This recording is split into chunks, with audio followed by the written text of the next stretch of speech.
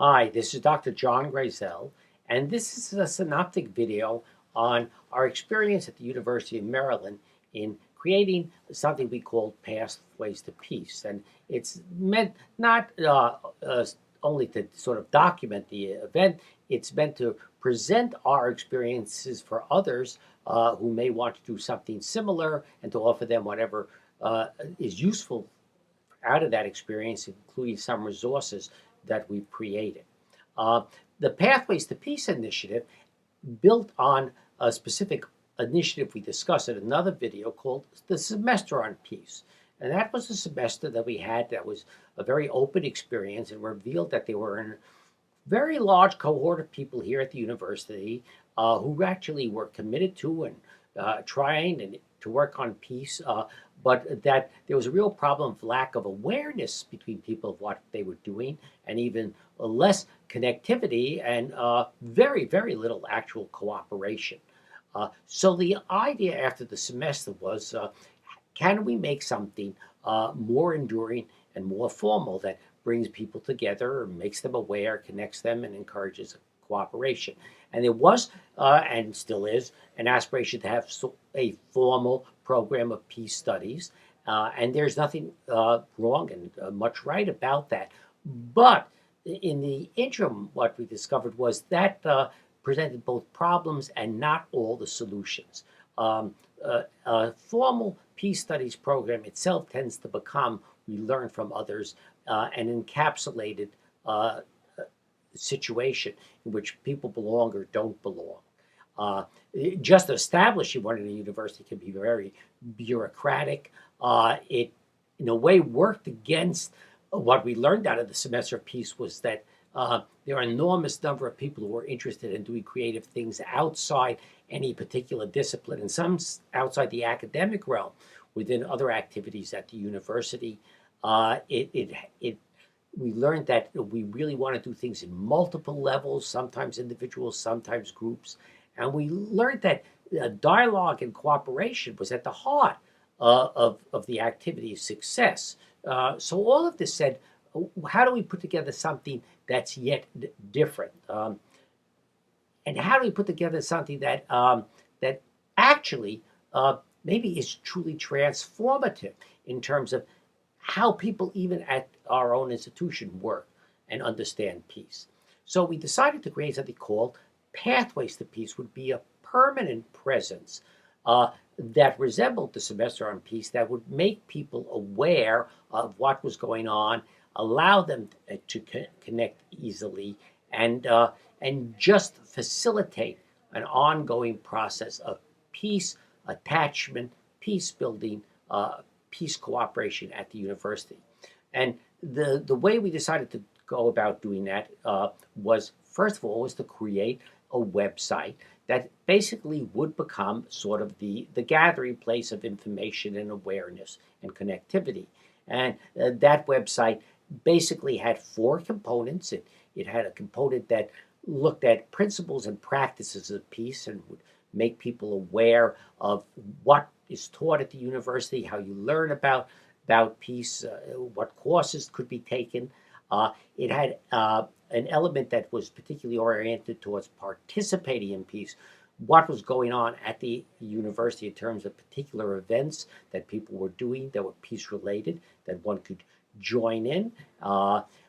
What was existed at the university in terms of personal peace. What did the university offer, either formally or informally, that allowed people to spiritually as well as intellectually get their own selves centered and comfortable around the concept of peace? And then the fourth one was to make people aware of what are the peaceful places that actually exist in the university. The university actually has places that are peaceful, that encourage peace. So we created this website, and on this website, on an ongoing matter, these four elements will constantly be available. Now, what we decided also was to try to create a way of easily accessing that. And the answer we decided was to create an app, for a smartphone app. Now, this smartphone app actually built on another activity that was going on out of another element of the university called the Mind Center, uh, led by a particular professor, Dr. Ashok Argawala.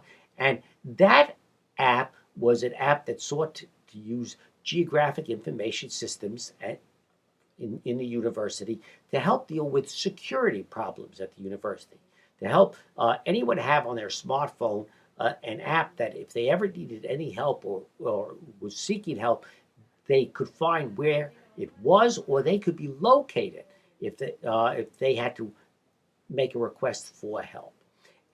And Dr. Argawala and students of him very kindly suggested that this app actually be applied for the sake of peace and pathways to peace as well. And so they have developed an app, and the idea is that app will be on anyone's smartphone, so that at any one time, anyone with a smartphone, first of all, by having the app, is aware that peace is a presence at the university, and peace is something they can also always turn to. It actually has, in addition to the information that they will get if they press the piece and bring up what actually are the categories of the websites and the information, it will also have certain various exercises. You could call them doodles, you could call them music, but things that could help them just get into a peaceful mindset should they want that as well. Putting that together is what we call the Pathways to Peace initiative at the University of Maryland.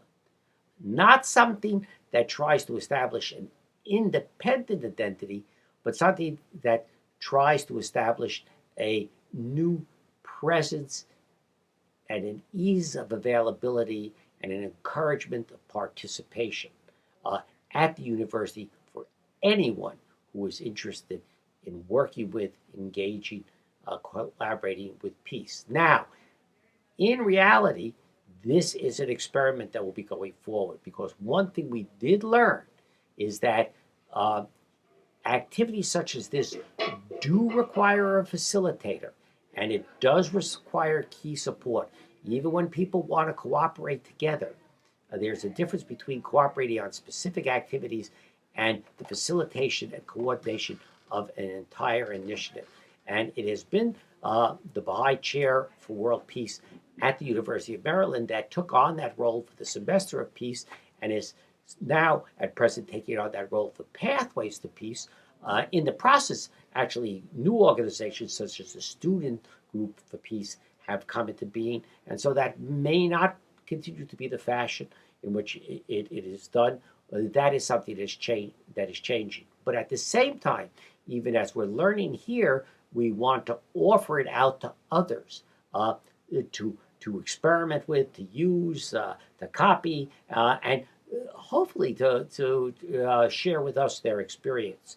And in that regard, the last thing that I would share is we had an interesting experience when we went to investigate the very title Pathway of Peace in order to register for websites and other purposes. What we discovered was there is an incredible number of Pathways to Peace activities happening all over the world, in the United States and even beyond the United States, of very, very different types, from city initiatives, NGO initiatives, commercial initiatives, but people who are seeking paths to peace. And so one thing we also hope to do on this site is try to encourage the establishment of what probably we will call a registry of Pathways to Peace. So people who have this common aspiration and have somehow come together under this rubric